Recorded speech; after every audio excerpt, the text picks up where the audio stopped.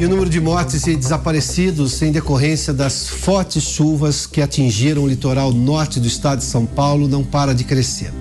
Até amanhã desta quarta-feira eram 44 óbitos que foram confirmados, entre 30 e 40 pessoas ainda não foram encontradas, ou seja, são desaparecidos. E no meio da tarde, mais 3 mortes foram confirmadas. Quem vai nos trazer agora mais detalhes, a repórter Beatriz Manfredini, que está lá no litoral norte. Ela estava acompanhando, inclusive, durante o período da tarde hoje, inclusive conseguiu narrar 2 situações claras: o aumento da chuva, o que fez com que também aumentasse as restrições de tráfego naquela região. Beatriz, bem-vinda uma vez mais. Oi, Piotr, boa tarde para você, para todo mundo que nos acompanha. Pois é, agora a gente tem uma nova atualização sobre o número de mortes aqui em São Sebastião. São 46 óbitos por aqui e mais um em Ubatuba. Então, o total de mortes desde aí o início dessas fortes chuvas aqui no litoral norte chega agora a 47. Além disso, temos 40 desaparecidos, de acordo com a prefeitura aqui de São Sebastião. É importante a gente dizer que voltou a chover hoje. A Defesa Civil já tinha emitido um alerta no início do dia para chuvas de cerca de 200 milímetros entre hoje e sexta-feira. Essa chuva começou a apertar por volta das 3, entre 5 horas da tarde, e agora ela apresenta uma melhora. Mesmo assim, o alerta da Defesa Civil diz o seguinte, que as pessoas que estão em áreas de risco devem deixar as casas em momentos de chuva e ir para abrigos da prefeitura. Essa é a orientação, portanto, da Defesa Civil. Vamos falar um pouquinho da situação nas estradas, né, Piotr? A gente continua aqui já há muitas horas em frente àquela base da Polícia Militar Rodoviária. A gente fala aqui na altura de Guaecá. E o que a gente consegue observar? Mudou muito o fluxo de carros. Nós noticiamos exatamente o momento em que a Polícia Militar começou a barrar os carros de partirem aqui de Guaecá para as praias. Então, estou falando das praias de Toque-Toque Grande e Pequeno, de Maresias, Boiçucanga, a Praia da Baleia. Eles proibiram as pessoas de passarem para lá. O acesso já era restrito, era só para serviços essenciais de resgate, de bombeiros, de polícias, para moradores e para a imprensa. Mas isso mudou. Ninguém está passando para lá agora. Isso porque ali na região de Toque-Toque Grande, um pouquinho depois, tem uma cachoeira, e essa cachoeira, com a chuva, lá no fim de semana, com a primeira chuva forte, ela já tinha invadido ali, as águas já tinham invadido a pista. E agora, com a chuva desta tarde, então, esse volume de água aumentou bastante por ali, portanto, os carros estão proibidos de passar. Inclusive, a gente está vendo, tem um carro neste momento ali conversando com um policial militar rodoviário. E aí ele começa a passar todas as orientações. O que mudou também agora, na última meia hora? O fluxo de carros que estava vindo dessas praias, então lá de Maresias, de Boiçucanga, de Toque-Toque, Grande e Pequeno, aqui para a região de Guaecá, rumo ao centro de São Sebastião, diminuiu demais. Era um fluxo tão grande que tinha trânsito. Nós mesmos conseguimos chegar até Maresia na tarde de hoje e a gente demorou 1 hora para voltar aqui para Guaecá. Porque o fluxo era muito intenso, a gente pegava trânsito e ficava realmente parado ali nessa estrada na Rio Santos. Agora, olha, quase não está mais passando o carro. Eu fui conversar com os policiais do porquê isso está acontecendo. Eles me disseram que há uma avaliação, né, para saber se as estradas permanecem seguras, mas que todo mundo que está na Rio Santos, nesse trecho, está podendo vir aqui para Guaecá, para ir para o centro de São Sebastião. Só que diminuiu muito o fluxo porque as próprias pessoas, a população, quando elas perceberam o aumento das chuvas, ficaram com medo, obviamente, de pegar a estrada e resolveram permanecer, então, abrigadas. Então, o fluxo diminuiu bastante, quase parou por aqui, e a recomendação de que as pessoas saíssem saíssem e viessem aqui para o centro de São Sebastião veio do governador de São Paulo, Tarcísio de Freitas, e do prefeito Felipe Augusto pela manhã, porque eles querem justamente que os turistas, né, que essa população móvel deixe aqui o São Sebastião, volte para casa, pegue a rodovia dos Tamoios que está liberada, para facilitar o trabalho, obviamente, de resgate que continua de forma ininterrupta. Mas então a gente tem uma pausa nesse fluxo, nesse movimento de turistas, principalmente saindo aqui neste momento. Lembrando que nós continuamos com mais de 2.500 pessoas desalojadas e desabrigadas, e que até o momento 19 adultos e 6 crianças foram socorridas com vida, mas com ferimentos, claro, tem 7 em estado grave, pelas equipes de resgate. A chuva foi tamanha aqui que nós ficamos sem sinal de celular por alguns momentos. Logo naquelas primeiras chuvas, isso afetou, a população foi bastante afetada, sem energia, sem água e sem telefonia móvel. Isso aconteceu agora há pouco, agora a gente conseguiu restabelecer. Mas então a gente segue aqui acompanhando. Agora a chuva parece que deu uma trégua e a gente torce, né, Piotr, para que continue dessa forma. Muito obrigado, Beatriz. Fato é que a gente tem um terreno extremamente instável ali, ou seja, o solo está bastante encharcado, e piorou isso durante a tarde. Agora parou de chover um pouco, mas choveu bastante forte durante a tarde e a previsão é de mais chuva nos próximos dias, ou seja, a situação é bastante grave. Daí a recomendação de, podendo deixar a região, as pessoas devem fazê-lo, porque há todo um trabalho de resgate agora, de reconstrução mínima da infraestrutura local, mas que está bastante prejudicado pela situação. As imagens todas mostram ali, a gente mostrava à tarde também, a Beatriz nos trouxe detalhes de uma cachoeira, que na verdade, acho que exatamente no final dessa imagem você vai ver. A cachoeira, houve um alagamento maior nessa região por causa da chuva que descia justamente por ali, e essa terra invadiu a rodovia, depois foi retirada. Você vê o trabalho das máquinas todas, e tem um trecho um pouco mais à frente ali, indo para Juqueí, ou seja, já no sentido mais ao sul ali do litoral, que simplesmente a Rio Santos está absolutamente sem condição nenhuma de tráfego. Ela está interditada porque, primeiro, tem tanta terra na rodovia e nem se sabe se existe uma rodovia, se o próprio terreno não cedeu a ponto de se levar embora, inclusive, o asfalto. Bom, eu vou ao tema que chama atenção, que numa situação como essa, aliás, antes de tudo, deixa eu só trazer um recado aqui, porque a Cruz Vermelha de São Paulo iniciou uma campanha de arrecadação de doações para as vítimas das chuvas. Milhares de pessoas estão desabrigadas, precisando de itens básicos, como produtos de higiene, limpeza e comida também. São 2 formas que você pode participar dessa campanha. As doações que contam com o apoio do Grupo Jovem Pan podem ser feitas via Pix, inclusive. Essa campanha conta com o apoio da Jovem Pan.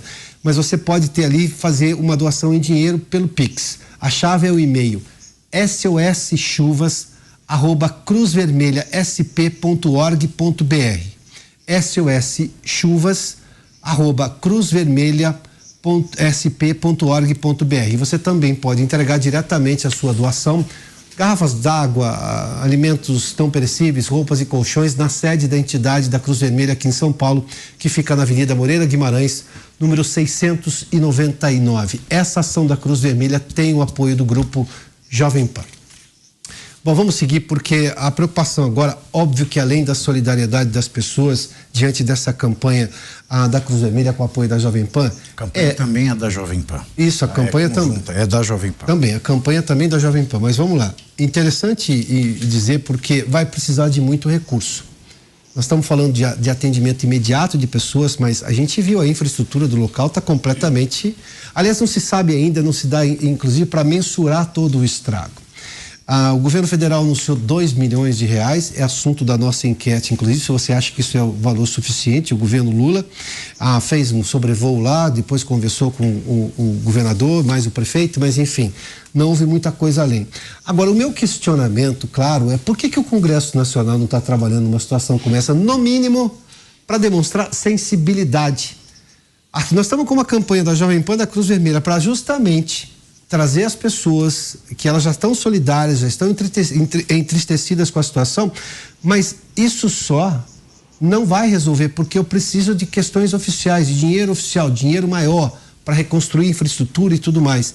E cadê a Câmara e o Senado para discutir isso aí, Pavinato? Eu vi que você está querendo Não tem muita coisa para falar disso. Mas vamos lá. Muita coisa. Primeiro, no mínimo por sensibilidade. Você concorda comigo, Pavinato? No mínimo.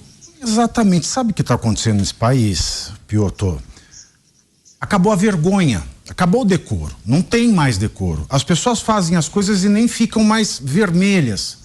Lembra quando era para votar, né, então chamado orçamento secreto, depois vira orçamento do relator, depois vira a tábua de salvação da campanha do Lula, do governo de transição, ou seja, cada um, dependendo do interesse, batiza do nome que quer. Aquilo votaram a toque de caixa, fizeram hora extra, vieram, né, com a barca de Caronte do Rio do Inferno para votar aquilo numa rapidez recorde. Agora, diante da tragédia, ninguém se move, ninguém se movimenta. E aí você me fala o seguinte, que o Lula ele liberou 2 milhões. Essa é a notícia. Tem milhares de pessoas sem casa, sem teto, sem trabalho, sem água potável, sem comida, sem roupa, sem colchão, sem perspectiva nenhuma. Milhares de pessoas pobres em situação de absoluta necessidade. Brasileiras e brasileiros. Mas ele deu 2 milhões. Lembra quanto que a Cláudia Raia recebeu, Piotr? Você lembra aí de casa? O que o povo necessitado, vitimado por chuvas recebeu, não dá para cobrir meia Cláudia Raia. Meia Cláudia Raia custa mais do que a vida de milhares de paulistas afetados por essa tragédia que se tornou uma crise humanitária no litoral norte paulista. E você sabe o que é mais, o que me irrita mais, Piotr? Eu até engasguei, me desculpe em casa. É que no dia 18, semana passada, quarta-feira passada, sabe o que aconteceu? Quarta-feira passada, o governo falou que vai liberar de recursos 1 bilhão em projetos da Lei Rouanet. 1 bilhão. E a gente aqui está se matando para liberar 2 milhões, que devem chegar só no dia 20 de março. 20 de março. Daqui um mês. Imagina você sem trabalho, sem casa, sem cama, sem água e sem comida por um mês. Sem perspectiva nenhuma, se é que tinham alguma perspectiva morando em casas que serviam de arrimo para encostas em desabamento. Tem mais. A Renata, que é a presidente do Podemos, ela teve uma iniciativa muito bacana. Ela sugeriu à bancada dos deputados paulistas na Câmara dos Deputados, são 70, que destinassem parte das suas emendas para lá. Ora, o governo diz que vai liberar 13 milhões em emendas até para os deputados que não fazem jus a ela, que são os novatos. Que chegaram Porque quem agora. entra em 2003 não pode pegar a emenda de 2022. Se cada um destinar 1,5 milhão dessa cota de 13 milhões, não é nada. É uma pequenina parte da sua verba. Pouco mais de 10%. Exato. Não é nada. Você já consegue transferir 105 milhões para os afetados por essa tragédia que se tornou uma crise humanitária. Então, Piotr, para todo lugar que você olha, você só vê discurso do governo federal. O governo federal comprou milhares de chips para mandar para os que estão trabalhando na crise humanitária dos Yanomamis.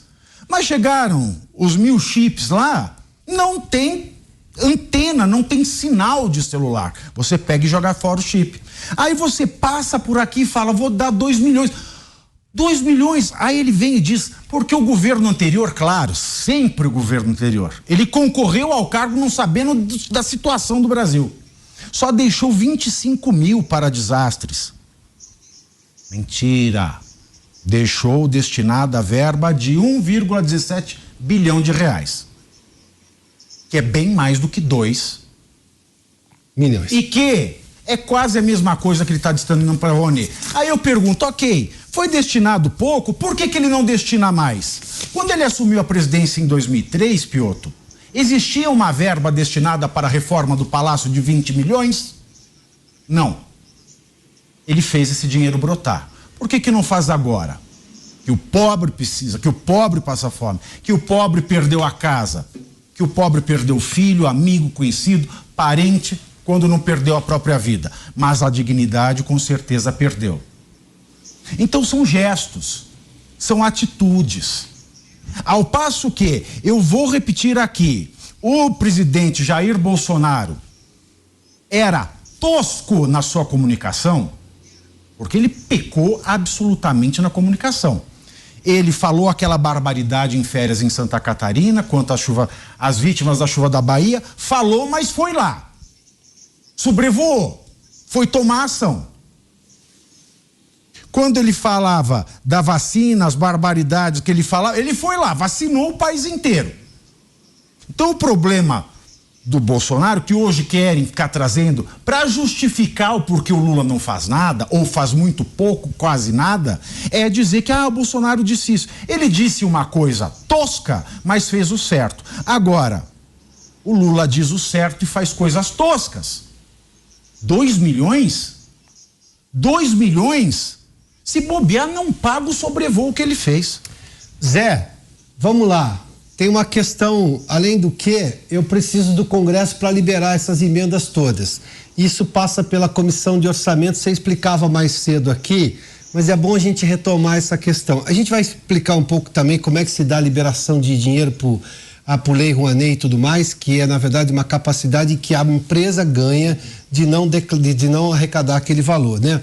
Mas ainda assim tem a questão do gesto, da imagem, de como fica, porque você comparar a possibilidade de sonegação, não, de você não arrecadar aquele imposto para destinar a projetos de arte, projetos de audiovisual, seja lá o que for, mas 2 milhões por uma tragédia como essa que não pode esperar, chama atenção. Mas por que o Congresso não está se mexendo mais rápido, Zé? Porque o momento é esse, Zé. Até porque, como dizíamos ontem, essa prioridade era previsível, porque vai chover todo começo de ano no Brasil. Falta prioridade, né? Piotr, para se ter uma ideia, só de emenda PIX, né? Que é aquela emenda onde o parlamentar leva diretamente para o prefeito sem nenhum projeto, já foram aplicados mais de 6 milhões de reais.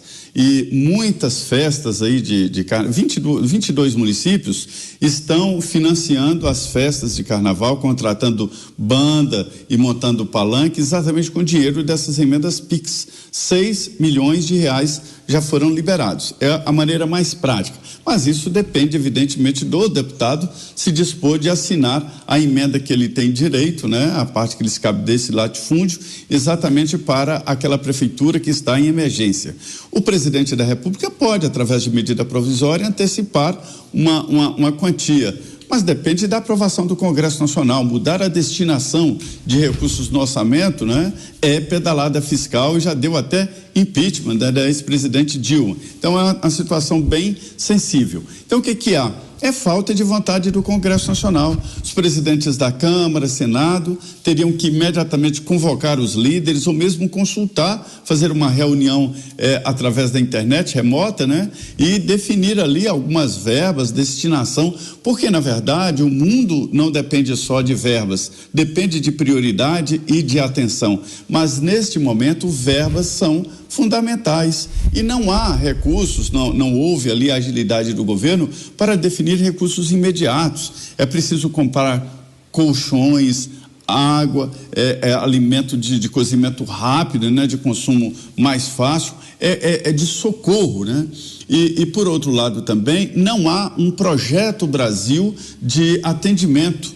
No Brasil não há esse projeto completo, ou seja, estrategicamente, o Brasil teria que ter reservas de água, de alimentação, de roupas para atender a população em casos de emergência. Não é só deslizamento de terra, não é só enchente, mas é queda de barragem, acidente grave, tudo pode acontecer. No governo do presidente Jair Bolsonaro, até por provocação dele, houve um debate muito profundo sobre a função do Estado, né? Houve ali a demonstração de que o Estado não precisa administrar estatais, como Petrobras, como Correios e outras. Isso é uma realidade, não precisa, mas o Estado precisa existir para socorrer a população.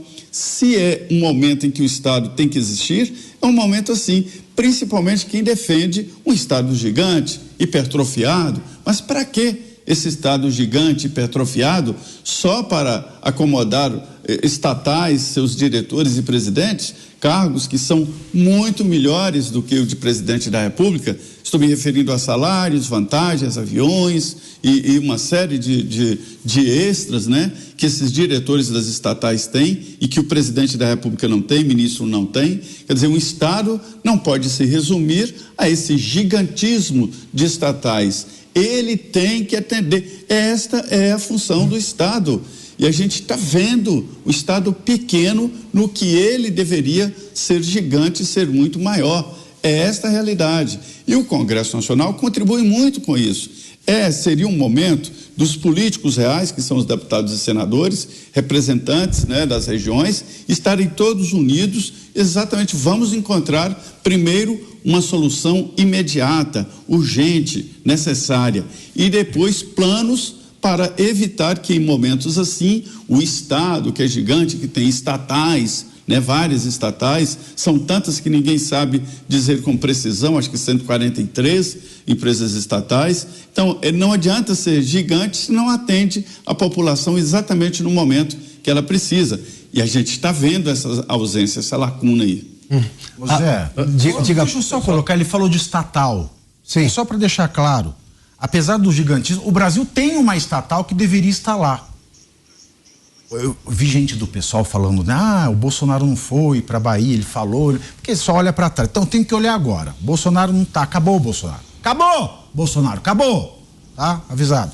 Quem é que devia estar lá? Tem uma estatal, porque essas cidades do litoral norte, elas vivem do quê? Do turismo. Do turismo.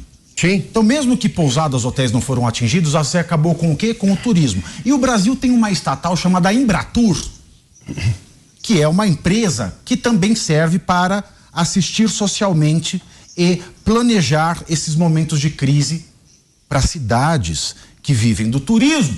Quem é o presidente da Embratur? É o Marcelo Freixo. O que o Freixo estava fazendo? Pulando na mangueira e decidindo para qual camarote ele ia. Se era no do Quaquá, se era no do Arara. O grande dilema dele no carnaval foi desfilar na mangueira e voltar para curtir a Pavinato, quer ver?